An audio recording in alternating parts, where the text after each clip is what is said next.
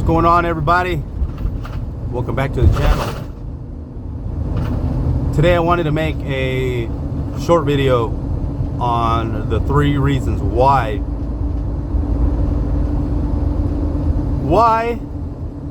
this is going to be the toughest year for me and for most HVAC companies and just guys in general, HVAC guys in general. I pretty much tiered them off in the order that I think it's the most important, but they're all really important. Okay, I'll tell you why I tiered them off this way. The first reason why I think this year is going to be like really tough is because there is already, as of this week of March, last week of March, there's already a shortage on equipment. Equipment is already on back order. That's not good. What does that tell you? Last year, we experienced a shortage kind of towards the end of the summer in my experience, at least in our experience. And we were able to still make it through, though. We didn't leave nobody without air conditioning. We were able to take care of everybody. Thank God, right? Thank God for that. But last week I ordered a couple units and there was only 2 left in the state. What does that tell you? There was only 2 left in the state and I managed to grab one. So that just tells you that there's already going to be a shortage. Okay, so expect a shortage coming up here real soon. It's pretty much already here. So we'll see what this ends up being. But I have, we're pretty crafty as HVAC guys that we'll figure out how to keep everybody cool, right? I personally believe that big time, actually. HVAC guys and construction guys are some of the craftiest guys. We're very resourceful, I think is the correct term I'm looking for. And I know you guys know what I'm talking about. So the second reason, that's the most important, right? Because you can't really force the manufacturers to hey, hurry up, you can't really do that. You just can't. You can't force them to do something. They're that's out of our hands, essentially. The second reason is the price. And sorry, let me backtrack a second. The shortage, I was just giving an example, but the shortage is throughout the entire HVAC field, okay? There's a shortage of duct sealant. There's a shortage of duct work, flexible duct work. It's hard to find, sadly. It's very hard to find. So now, let me just, throw that back out there. Now, going back into number 2, the price. Price has gotten way, way high for equipment and for materials.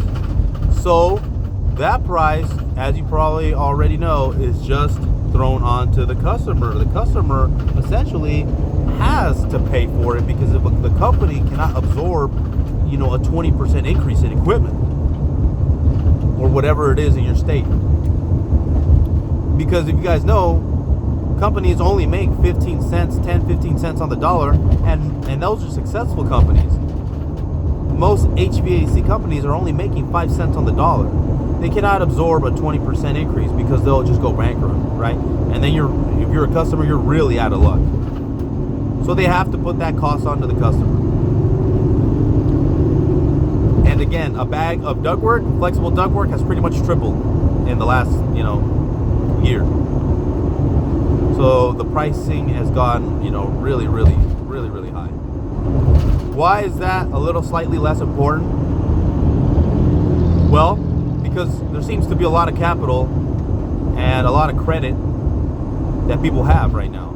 So a lot of people have equity in their homes, they have credit cards and all that stuff, that even if these prices are higher than they expected, they're still going to pay for our services, because no one wants, it's pretty much, you can't live with today's standards in Phoenix.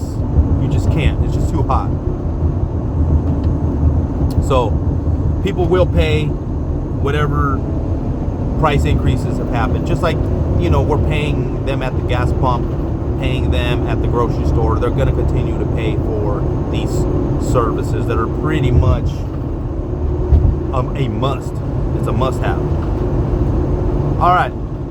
So the third reason why this is going to be the toughest year is because of the labor shortage, and the labor in general is shrinking.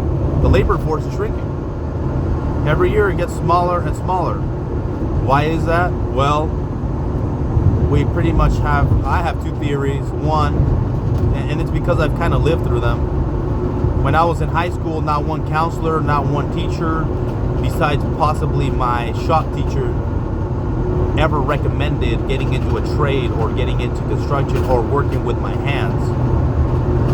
They all wanted us to, you know, immediately out of high school get right into a college or a 4-year university, which is never really 4 years. You probably know it's always a lot more than that, because 4 years is if you are, you know, got wealthy parents or parents that are gonna ride you through the whole thing, right? Or scholarships or whatever.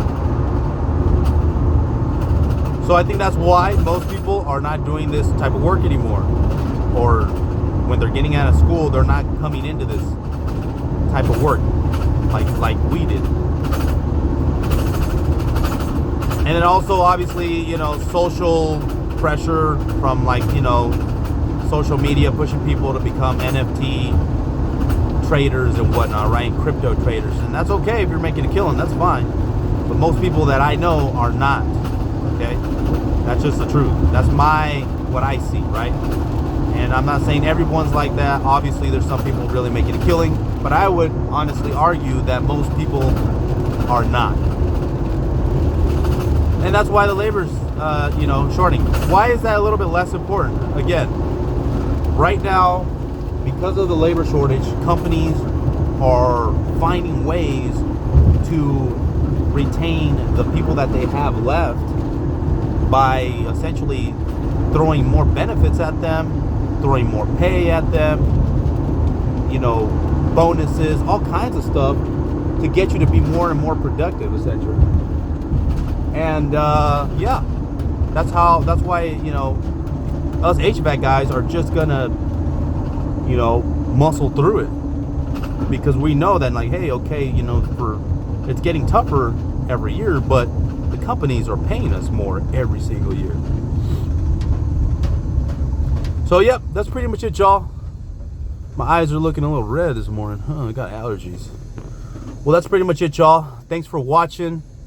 Let me know what y'all think. What are y'all experiencing in your state or your country, or, you know, wherever you're at in the world? I like to know. I like to hear it. And as always, like, comment, subscribe, and thanks for watching. We will see you on the next one. Peace.